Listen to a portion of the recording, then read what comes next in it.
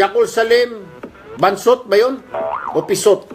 Basta Pisot, Bansot, parang ganun. Anyway, salamat po salamat. Thank you. Nagalit ito mga ito, siguro magbarkada ito si Jacol Salim at saka si Jim Paredes. Magbarkada siguro ito. Inumpisan ito mga online na petition po sa akin sa Facebook. Nasuspindihin daw ako sa radyo, suspindihin sa TV. Oo. Dahil daw walang respeto yung bibig ko, yung bunganga ko at tinira ko, inupakan si Leni Robredo. Oy, kayong dalawa, makinig kayo. At sa lahat po ng mga supporter ng mga dilawan, ganito lang naman ho kasimple yan. Meron ho tayong tinatawag na freedom of speech dito sa ating bayan. Kayo nga ng mga nagbabasa akin kung ano-ano mga banat ho ninyo. May freedom of speech ho tayo. Hindi ho yata nagustuhan nila yung banat ko kay Leni Robredo na sinasabi ko mag-resign ka na lang dyan. Total, mahina ang ulo mo. Sinigundahan po ang maraming nagsigunda. Si House Speaker Alvarez, sang-ayon. Ngayon, pati itong si Justice Secretary Vitaliano Aguirre, mukhang tatablahin din ang Manong Digong. Hindi nila papakinggan si Manong Digong. Dahil si Manong Digong po, ang kanyang opinion, wag na raw. Wag nang sampahan ng impeachment yung kanyang bise na si Leni. Dito makikita kung gaano ka-disiplinado, kaayos yung ating Pangulo. Kung paano pinalaki ng tama ng kanyang mga magulang. Bargas man ang bunganga ng mamang ito, pero deep down inside, malambot pala ang puso nito. Pinakiusapan niya, mga kalyado niya, wag niyo nang i-impeach si Leni. Tuloy, sabi ni House Speaker Alvarez, hindi. Ehekutibo ka, kongreso kami. Maging itong si Vitaliano Aguirre, ang sinasabi, pasensya na Mr. President, tabla-tabla muna tayo. Sang-ayon ako i-impeach si Leni Robredo dahil sa kanyang pinagagawa. Dahil sa mga statement mo, Madam Leni Robredo, makinig ka, Vice. At ikaw na rin, Trillanes, isa ka pa. At ikaw na rin, Alejano. Dahil sa mga katarantaduhan ninyo, mga extrajudicial killing, mga buisit kayo, akala tuloy ng buong mundo, meron tayo niyan. Makailang beses ko nang sinabi, walang extrajudicial killing dahil hindi pa po napapatunayan yan. Oo, kaliwa kanan ang patayan. Ang Kongreso sinubukang imbestigahan yan. Prenisinta si Matubato, Las Cañas. Pero ano ito? Mga tainted. Mga poisonous na mga testigo. May mga vested interest. Si De Lima, nakinig kay Matubato. Pinagigiitan ni De Lima na may extrajudicial killing. Si Trillanes, nakinig kay Las Cañas. Pati itong kasama niyang sa Oakwood Mutiny na si Alejano. Sinasabi may extrajudicial. Pati tuloy yung Vice President natin, may extrajudicial killing.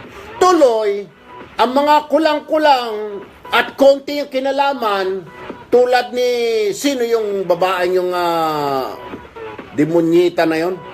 Si United Nations Rapporteur, ano pangalan ng babaeng yun, kuan? ID? Agnes Calamard. Nagsasabi mga extrajudicial killing. Bakit kanyo? Pinagbasihan niya yung mga sinabi ni De Lima, Matubato, Las Cañas, Trillanes. Ngayon, dagdag mo pa si Leni Robredo. Kaya tuloy ang akala may patayan dito araw-araw. When in fact, hindi pa napapatunayan na merong extrajudicial killing sa ating bayan. Bakit? Lumabas ba sa Kongreso na merong extrajudicial killing? Hindi ba? Wala. Dalawa na nag-imbestiga dyan. Inimbestigahan na ni Richard Gordon, Senator Gordon. Inimbestigahan na ni Panfilo Lacson. May lumabas ba? Wala. Ang lumabas, yung mga testigo may tama sa ulo. Matubato, Las Cañas.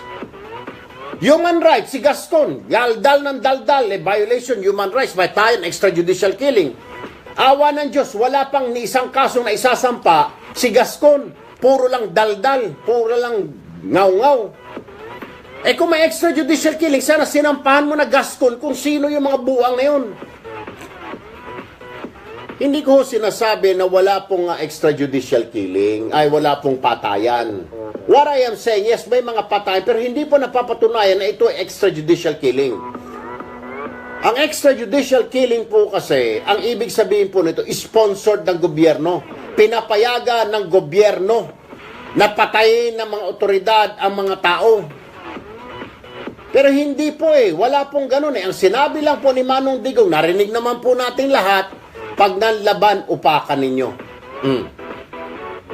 Ngayon, merong ilan, dalawang kaso, ito, malinaw na dalawang kaso, alam natin na nadyaryo.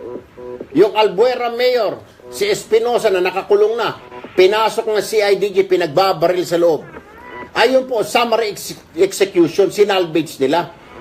Pero hindi pwedeng tawagin na extrajudicial killing dahil wala namang basbas ito sa pinakataas. Walang basbas kay Bato de la Rosa. Lalo't walang basbas kay Manong Digong. Itong pagpatay kay Albuera Mayor Espinosa ay nandoon lang kay Colonel Marcos. Doon lang sa level niya. Dahil gusto niya patahimikin dahil binibigyan siya ng kwarta pala nito. Extrajudicial ba yun? Utos ba ng gobyerno? Hindi. Silang 12 lang ang nagplano nito. Walang kinalaman si Bato, walang kinalaman si Manong Digong. Isa pa ang patayan, si G. Ikju, yung Koreano. Hindi mo rin pwedeng tawagin extrajudicial killing yun. Bakit kanyo? Dahil yung ilang deputy director lang ng NBI ang nagplano nito at saka yung isang pulis na SPO4, sino ba yun? Santa Isabel. Sila lang yun. Hindi mo rin pwedeng tawagin extrajudicial yun dahil wala ring basbas na mga kinaukulan, na mga nakatataas. Nina Bato de la Rosa, nina Manong Digong, sila lang ang plano. Entonces, hindi extrajudicial killing yun. At yung mga pumatay man during drug raid, baka hindi ninyo nalalaman, kinasuhan na ngayon. May mga kaso ngayon. Ilang daan din yan ng mga pulis na may kaso ngayong murder, homicide. Baka hindi ninyo nalalaman. Wala pong extrajudicial killing. Invento lang po yan dahil hindi pa po napapatunayan. Entonces, kung hindi pa po napapatunayan sa korte, sa Senado, kung saan man yan, entonces hearsay, invento. Naintindihan mo na, Vice President Leni Robredo. Sayang ma'am, attorney ka pa naman. Naintindihan mo na, Senator Antonio Trillanes. Ikaw, Congressman Alejano, naintindihan mo na ba? O hindi pa? Kung hindi nyo naintindihan, hali kayo. Pagtutuktukin ko yung ulo ninyo para maintindihan nyo at magising. Lunes ng umaga, iinit ang ulo mo sa mga hinayupak na ito. But anyway, 8:27 in the morning, ito po ang question for the day, ito pala muna mga topic natin. Ito, makinig kayo. Leni Robredo, Trillanes, Alejano at mga Dilawan. Mga supporter ng Dilaw. Makinig. Muli na naman pong nagsalita ang taong bayan, ang mga taga Metro Manila.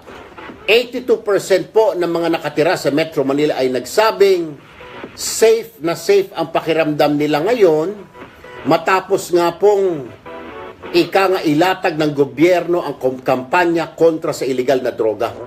Ayon po yan sa Pulse Asia. Ayon po sa Pulse Asia, recent Pulse Asia survey, 82% sa 100% ng mga taga Metro Manila ang nagsabi, safe ang pakiramdam nila lalo na sa gabi. Dahil sa kampanya kontra illegal na droga, ng pamahalaan, ng PNP, ng Manong Digong Duterte. Ito yung sinasabi ni Leni Robredo na ang mga tao nahihirapan na at walang magawa. Helpless and helpless. Wala raw magawa ang mga tao sa patayan na ito. Ano ho ito, Vice President? Itong survey na ito. What does this tell you? Senador Antonio Trillanes, pakipaliwanag sir, parang hindi ko maintindihan itong survey na ito. Congressman Alejano, hindi ko rin maintindihan ang survey na ito. Ano ang ibig sabihin nito? 82% ng mga taga Metro Manila, pakiramdam nila safe na sila sa gabi, lalo na sa gabi, dahil sa kampanya ng droga ng gobyerno. Bakit po ganon? Kung may extrajudicial killing, pinapatay ng gobyerno ang tao, bakit feeling ng mga tao, taga Metro Manila, safe sila? Pakipaliwanag nga, Vice President Robredo, Senador Trillanes, Congressman Alejano, Laila de Lima, ikaw sa kulungan, sulatan mga ako. Paliwanag. Mga Dilawan, pakipaliwanag. Jim Paredes, look at me, look at me. Please explain. What does this mean? That 82% of Metro Manila residents feel safer now. Dahil po dito sa kampanya kontra droga ng pamahalaan. Pakipaliwanag nga sa akin, hindi ko maintindihan. Jim Paredes. Jacol Salem, pakipaliwanag. Ako Salem, pakipaliwanag. Hindi ko maintindihan eh. Agnes Calamard, can you freaking explain to me? What does this mean, ma'am? Please. I wanna know. Marioset. Wala yata makapagpaliwanag sa akin eh.